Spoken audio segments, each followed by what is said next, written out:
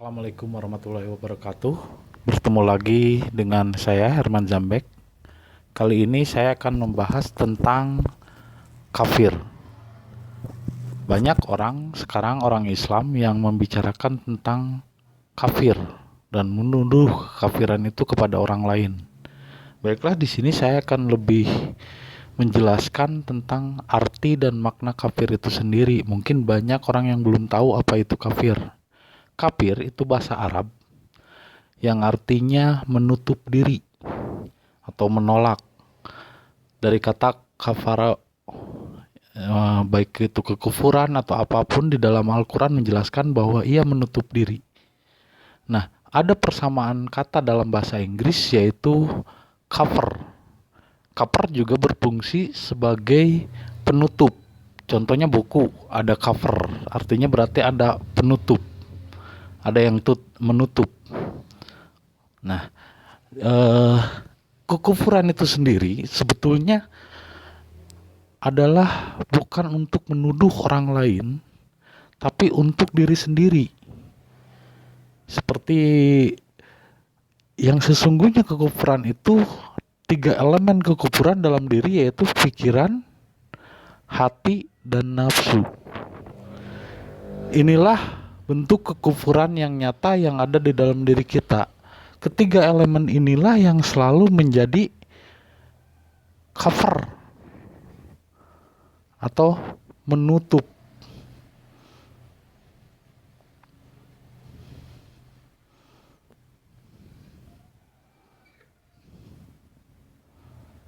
Kenapa ini selalu menutup? Karena Allah itu tidak bisa disentuh oleh pikiran, hati, dan nafsu. Allah tidak bisa disentuh oleh pikiran, hati, dan nafsu.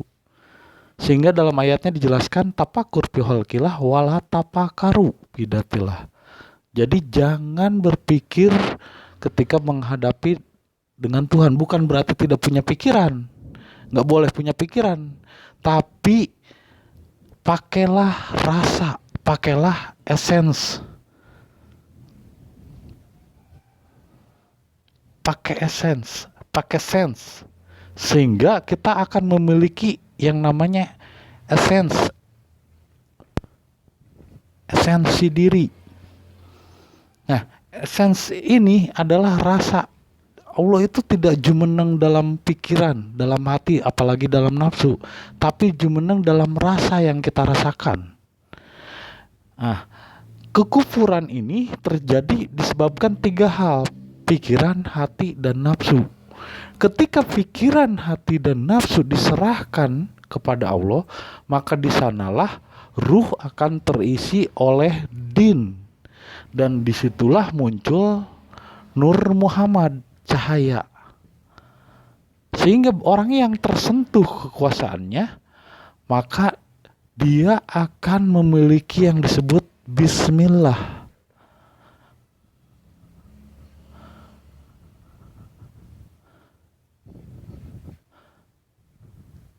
Kenapa dalam Bismillah di sini tidak ada alif? Seharusnya banyak orang yang mengartikan Bismillah ini adalah dengan nama Allah. Padahal kalau nama dalam bahasa Arab itu artinya ismi. Sedangkan di dalam Bismi ini tidak ada alif, hilang alifnya. Kenapa? Karena ego, hati, nafsu, dan pikiran yang ada di diri sudah melebur menjadi satu dengan Ismaullah, satu dengan esensi Allah, sehingga menyatu dengan zatnya. Dan disinilah yang disebut tauhid, sehingga sifatnya akan Ar-Rahman dan Ar-Rahim.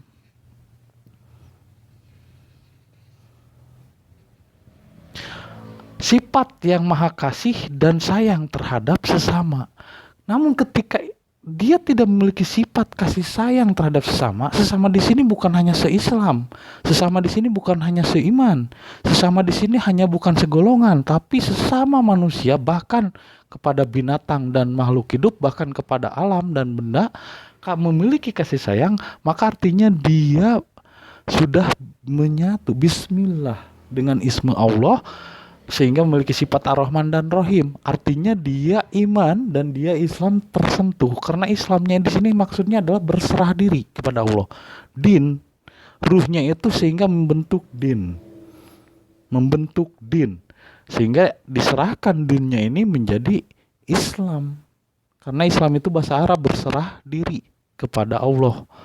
Nah, ketika kita masih menuduhkan kafir kepada orang lain, artinya jangan-jangan cahaya Allah yang akan masuk dalam diri kita itu justru tertolak.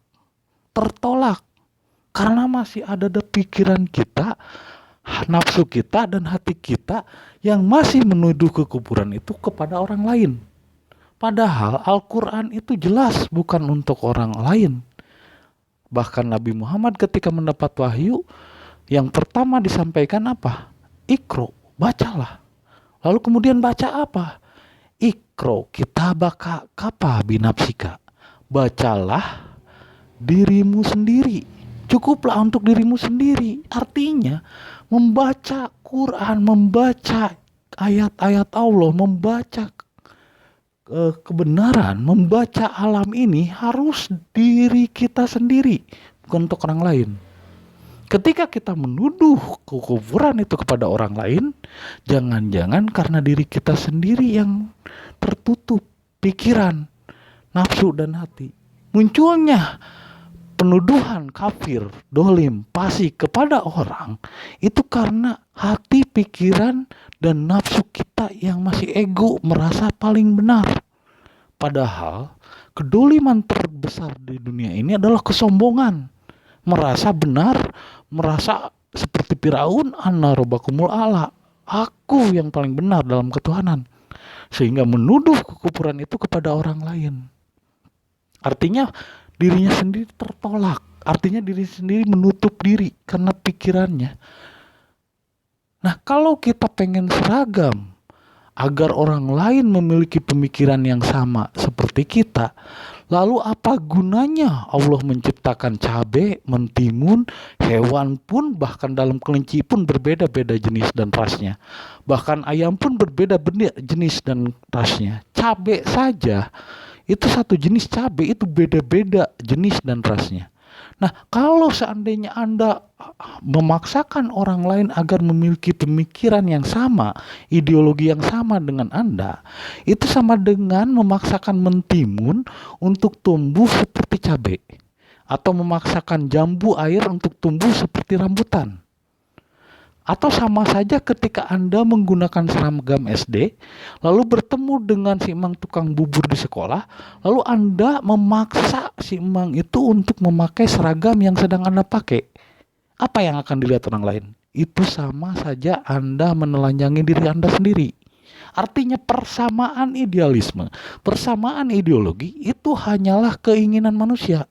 Sedangkan keinginan Allah adalah perbedaan itu rahmat bagi alam semesta. Dan aku sengaja menciptakan perbedaan. Ada cabai, ada mentimun, ada tomat, ada durian, ada anjing, ada kucing, ada kulit hitam, ada kulit putih, kuning, dan lain sebagainya. Itu sengaja Allah menciptakan agar dalam perbedaan ini terjadi harmonisasi. Coba kalau seandainya musik, misalnya biola aja, terus bass aja, gitar aja, terus kuncinya cuman itu aja, A aja semuanya, itu tidak akan menjadi harmonisasi musik yang indah. Tapi karena drum, biola itu dimainkan walaupun berbeda alat, dimainkan bersama dalam harmonisasi, artinya berbeda tetap menjadi harmonis. Ini semua harus sama, kentukannya harus sama, musiknya harus sama, alatnya harus sama. Lah ini bagaimana hidup di dunia ini? Bahwa kita ini hidup bukan kita mengatur Tuhan, bukan kita yang manajer Tuhan, tapi kita yang diatur sama Tuhan. Kalau Anda mempersamakan ideologi manusia semua harus sama, itu sama dengan Anda mengatur orang lain dan Anda memposisikan diri Anda sebagai Tuhan, memanajeri Tuhan. Nah, kalau seandainya kita memposisikan diri sebagai hamba Allah dengan berserah diri kepada Allah, dinnya diserahkan, ruhnya sehingga menjadi nur. apabila tersentuh cahayanya akan menjadi Nur Muhammad, itu akan memiliki kasih karena dia menyatu dengan zatnya, menyatu dengan kekuasaannya, sehingga dia memiliki sifat Rahman dan Rahim. Tapi ketika dia tidak memiliki sifat dan Rahman dan Rahim, ada benci, dendam, marah kepada orang lain, menyebut kufur kepada orang lain, artinya dia tidak tersentuh. Sedangkan sifat orang yang tersentuh cahaya Allah akan memiliki sifat Ar-Rahman Ar-Rahim. Bahkan Nabi Muhammad pun itu melindungi orang kafir jin, bahkan memberi makan tiap hari di pasar kepada Yahudi yang sering kali mencelanya. Bagaimana itu dilakukan? Karena dia dalam dirinya tersentuh oleh cahaya ilahi yang akhirnya memiliki sifat Rahman dan Rahim tanpa pandang bulu, tanpa pandang seagama atau tidak, tanpa pandang seiman atau tidak.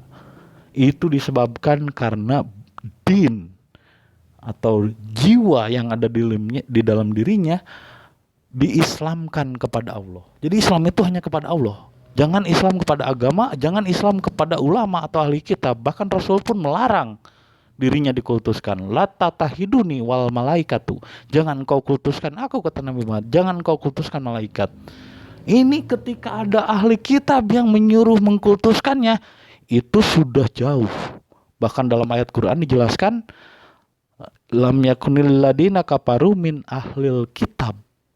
Jadi kebanyakan orang kafir itu ahli kitab. Mereka hanya pintar untuk menuduh orang lain, tapi dia tidak lupa dirinya. Bahkan ketika menuduh orang lain kekufuran kepada orang lain, artinya dirinya sendiri tertutup. Karena pikirannya, hatinya, dan nafsunya merasa paling benar. Semoga apa yang saya sampaikan kali ini dapat bermanfaat. Makna kufur yang sungguhnya bukanlah untuk orang lain, tapi untuk diri sendiri. Hasibu anfusakum qabla an tuhasibu. Hisablah dirimu sendiri sebelum menghisab orang lain. Terima kasih. Semoga bermanfaat. Assalamualaikum warahmatullahi wabarakatuh.